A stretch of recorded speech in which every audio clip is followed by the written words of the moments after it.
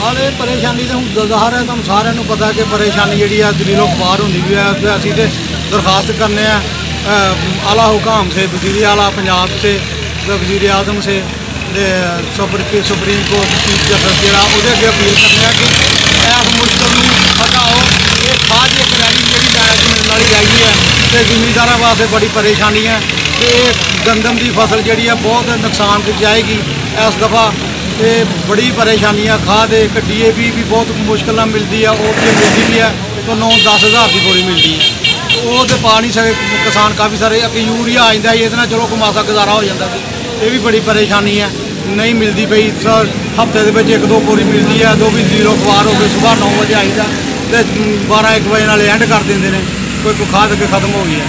तो असी बड़े परेशान हाँ किसान इस मुल्क के कि जनाब ये कोई यूरिया जोड़ा आम किया जाए तो कंट्रोल रेट किया जाए। 4-5 दिन हो गए आंदे तो उन्होंने दिनों के 2 दफ़ा सिर्फ मिली है खाद। एक बोरी शनाख्ती कार्ड दे, असल शनाख्ती कार्ड दे भी अपना जाती होए दूसरे के कार्ड दे भी मिल गए।